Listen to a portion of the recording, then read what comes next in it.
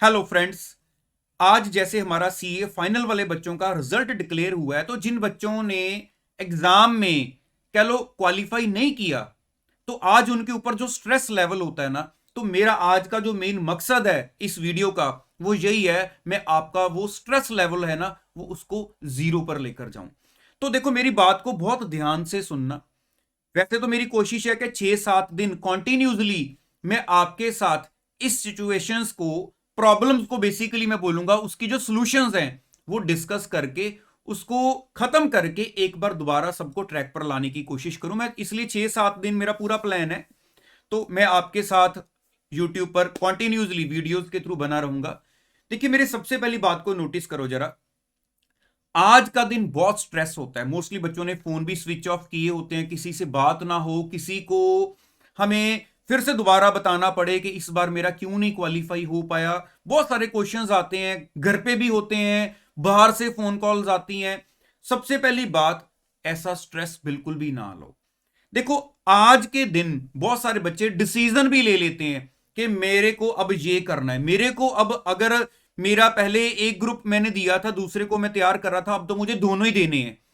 अलग अलग मैं सिचुएशंस डिस्कस नहीं कर सकता, इतनी सिचुएशंस होती हैं बच्चों की। लेकिन ये मानकर चलना, सच में जितनी सिचुएशंस आपके माइंड में शायद चल रही होगी, हर बच्चे की अपनी पर्सनल सिचुएशन होगी, तो वो सारी सिचुएशंस मेरे माइंड में ऑलरेडी हैं। हम लोगों ने अपने टाइम पर फेस की हुई है। इतने सारे बच्चों से बात होती है मेरी रोज, सारी सिचुएशंस मुझे पता है बच्चे किन किन सिचुएशंस को फेस करते हैं।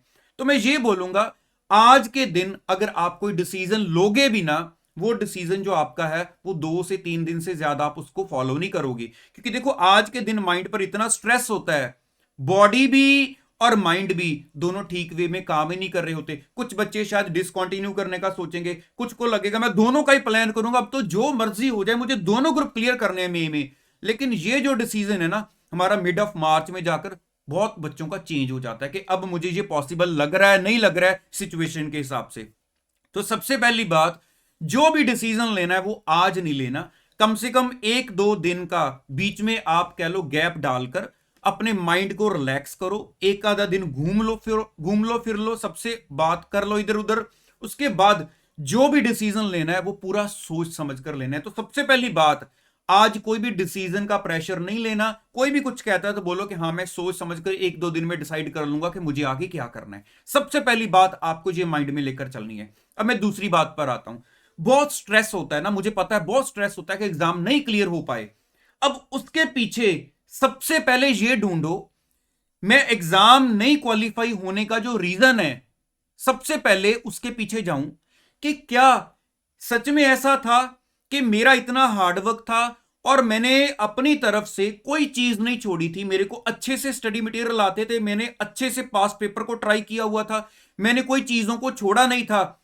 अब एग्जाम में जाकर इतना कुछ करने के बाद भी देखो, ये तो मैं बोलूंगा ऑलमोस्ट ना के बराबर चांसेस होते हैं कि मैंने बिल्कुल परफेक्ट पेपर दिए और फिर भी मैं पास नहीं हुआ। बहुत एक्सेप्शनल केस होगा, पता नहीं, ऐसा होना ही नहीं चाहिए वैसे तो, कि मेरी तरफ से सब कुछ परफेक्ट था, मैं फिर भी क्वालिफाई नहीं कर पाया। क्योंकि नॉर्मली बच्चे फिर अपनी आंसर्स कॉपी मंगवा के चेक कर लेते हैं ऐसी चीजों को।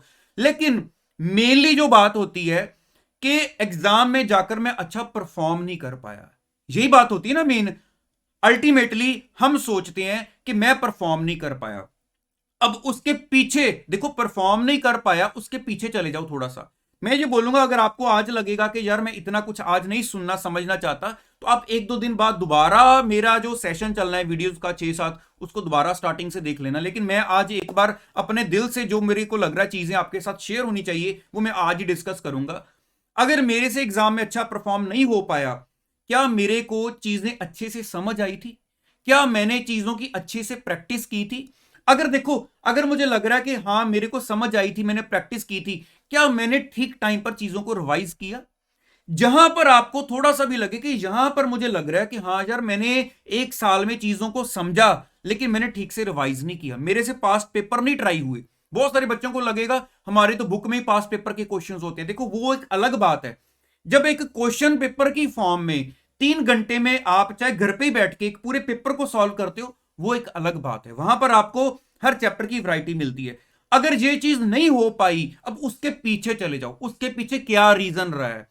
कि क्या आपको टाइम की शॉर्टेज थी, कहीं बहुत सारे चीजों की और स्ट्रेस तो नहीं हम लेकर बैठे थे, ऑलरेडी बहुत सारी अटेम्प्ट्स लगी। देखो मैंने पहले भी कई बार डिस्कस किया, स्ट्रेस भी दो वजह से होता है। एक तो हमारा सेल्फ क्रिएटेड, मेरा खुद का ही अपना स्ट्रेस आ रहा है, पेरेंट्स कुछ नहीं कह रहे लेकिन मुझे ही नजर आ रहा है कि मेरी एज 25 क्रॉस हो रही है, अब मेरे को ये टाइमली क्लियर करना चाहिए, लेकिन मैं उस स्ट्रेस की वजह से तो ऐसा रीजन तो नहीं बन रहा, वो स्ट्रेस ही ऐसा रीजन तो नहीं बन रही कि मैं नहीं पढ़ पा रहा।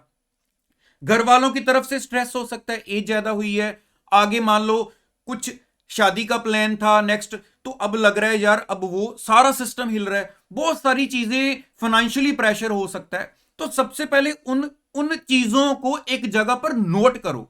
आपके देखो मेन चीज मैंने आपको क्या बताई कि मैं जहां पर आपको लगे कि मैं क्लासेस को अच्छे से नहीं अटेंड कर पाया, क्या मैं अच्छे से रिवीजन नहीं कर पाया, क्या मैंने अच्छे से प्रैक्टिस नहीं की, उसकी वजह क्या रही है, क्या मेरी जॉब चल रही थी, मेरे को टाइम की प्रॉब्लम लगी, जो वजह रही है पहले वो वजह ढूंढकर, अगर एक से ज्यादा वजह रही है तो वो जो आपको सारी प्रॉब्लम्स लग रही हैं उसको अपनी एक कॉपी पेन लेकर उसको नोट करो कि एक ये प्रॉब्लम है कि चाहे मैं अभी कमाने नहीं लगा, मैं इनकम अर्न करने नहीं लगा, लेकिन मुझे लग रहा है हमारे घर की जो फाइनेंशियल कंडीशन है, मैं ये नहीं कहता कि वीक है, इतनी भी ज्यादा खास स्ट्रांग नहीं है कि मैं बोलूं। देखो हम लोगों ने भी इन चीजों को फेस किया हुआ है कि एक ही चीज को आप बार बार करते जाओ, अच्छा ही नहीं लग रहा मैं घर पे बार बार उसी चीज के लिए बोलूं।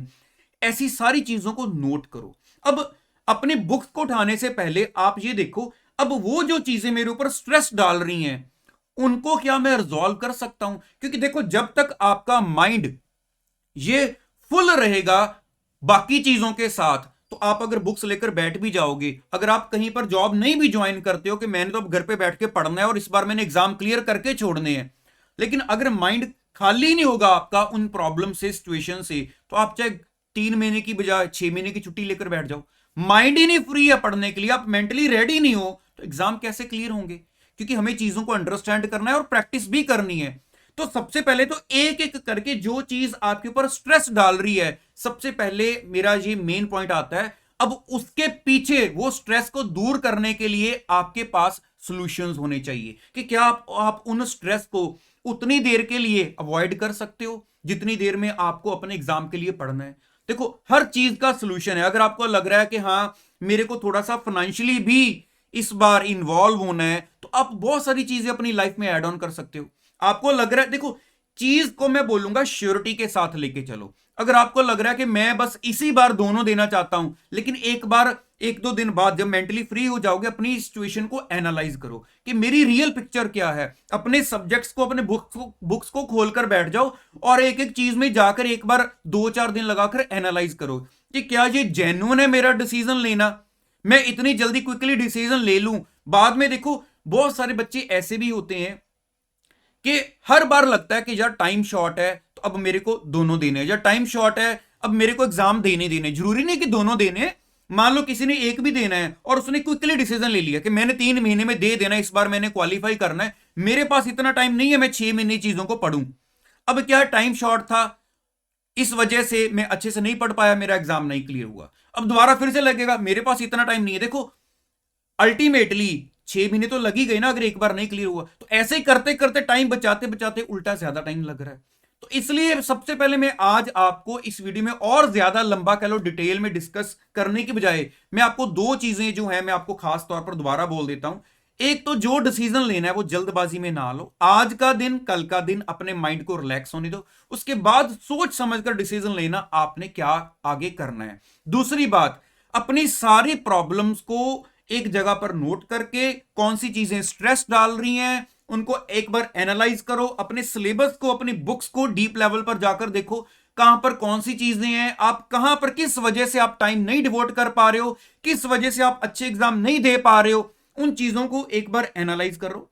अगर उनकी प्रॉब्लम को, वो वाली प्रॉब्लम को सॉल्व करना शुरू करोगे, अपने आप आपकी जो स्टडी की प्रॉब्लम है वो रिजॉल्व होना शुरू हो जाएगी। लेकिन अगर आप इसी को बार बार देखते जाओगे, देखो मैं दोबारा एक बार बोलता हूं आपको, अगर आपको ये लग रहा है कि बस एग्जाम क्लियर हो जाए यही एक ऐसा सुख है जो आपको जिंदगी में सारे सुख दे सकता है, तो ये चीज आपके लिए गलत फहमी होगी। देखो ये लाइफ का एक सुख है, ठीक है, आपने स्टडी से फ्री हो जाना है, आप अपनी नेक्स्ट लाइफ में आपकी ड्यूटीज चेंज हो जानी है। अभी पढ़ने वाली ड्यूटी है, कल को काम करने वाली ड्यूटी होगी। तो जस्ट ये ना सोचो कि बस ये मिलते ही सारी लाइफ जो है वो सुखों से भर जाएगी, ऐसा बिल्कुल भी नहीं है।